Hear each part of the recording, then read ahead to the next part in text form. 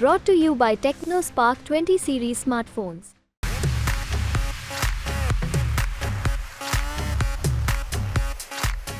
सबसे पहले तो डॉक्टर बाबा साहब भीमराव अंबेडकर जी की जयंती के मौके पे मैं नागपुर में था, महाराष्ट्र में था, और उस वक्त खबर आई कि कांग्रेस पार्टी ने मुझे दिल्ली से प्रत्याशी बनाया है।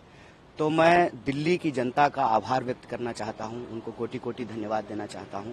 मैं आभार व्यक्त करना चाहता हूं दिल्ली प्रदेश कांग्रेस कमेटी के हमारे सभी कार्यकर्ताओं का, सभी नेताओं का, सभी पूर्व विधायकों का, सांसदों का, मंत्रियों का, कि उन्होंने ये फैसला लिया है। इससे एक जो है मैसेज जाएगा देश में कि हम मजबूती से जो है लोकसभा चुनाव लड़ रहे हैं।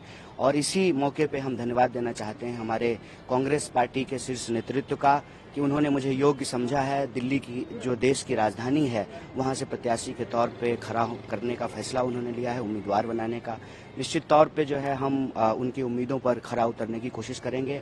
और देश में जो हमारी न्याय की मुहिम है, जो न्याय की लड़ाई है, जो हम 5 न्याय की बात कर रहे हैं, युवाओं की न्याय, महिलाओं के, किसानों की न्याय, और जो इस देश के भीतर जिन लोगों के साथ भी, चाहे वो किसी भी जाति वर्ग समुदाय के हों, किसी तरह का कोई अन्याय हो रहा है तो उस अन्याय को समाप्त करके न्याय की स्थापना करना, जो हमारा न्याय पत्र है उसके संकल्पों को लागू करने की हम कोशिश करेंगे, उनके उम्मीदों पर खरा उतरने का प्रयास करेंगे। आपके सामने जो कैंडिडेट है वो 2 बार के सांसद है, मनोज तिवारी, कितनी चुनौती मानते हैं आप? देखिए, कोई ना कोई तो सामने होगा ही।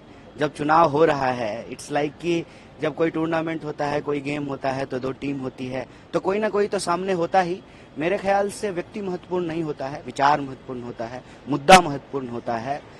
10 साल से वो सांसद हैं तो वो बताएं नॉर्थ ईस्ट की जनता को, नॉर्थ ईस्ट दिल्ली की जनता को, कि 10 साल में उन्होंने क्या किया है। और जनता तय करेगी कि जो वो कह रहे हैं अगर वो सच है, उन्होंने जो काम किया है, तो उनको अपना समर्थन और आशीर्वाद देगी। मुझे लगता है कि दिल्ली में भाजपा जो है कोई काम नहीं करती है, सिर्फ और सिर्फ जो इंडिया ब्लॉक की पार्टियां हैं उनको परेशान करना, तंग करना। जैसा कि आप जानते हैं कि दिल्ली के चुने हुए मुख्यमंत्री को बिला वजह जो है जेल में डाल दिया गया है, कई मंत्रियों को जेल में डाल दिया गया है।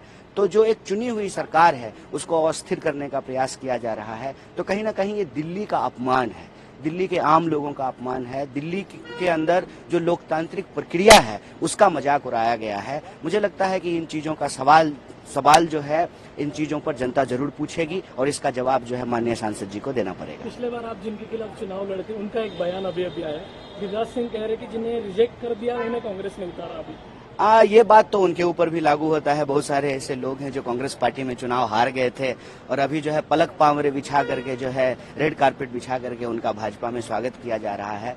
हम यही कहते हैं कि आपकी बात में ना एक सच्चाई होनी चाहिए, कि ईमानदारी होना चाहिए। आप न्यायपूर्ण बात करें, आप ऐसी बात करें जिससे जनता को हंसी ना आए।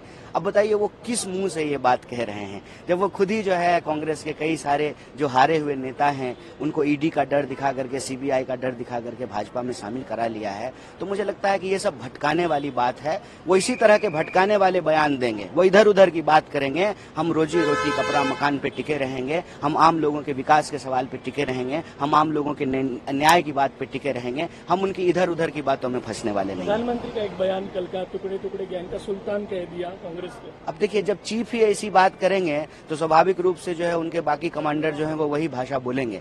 तो मैं यही कह रहा हूं कि प्रधानमंत्री हो या भाजपा के कोई भी नेता हो, आज उनके पास कोई एजेंडा नहीं है। वो ये बताने में सक्षम नहीं है कि 10 साल में उन्होंने देश के लिए क्या किया है, दिल्ली के लिए उन्होंने क्या किया है। दूसरी तरफ इंडिया ब्लॉक है और इंडिया ब्लॉक के हर पार्टी के नेता के ऊपर मनमानी कार्रवाई की गई है।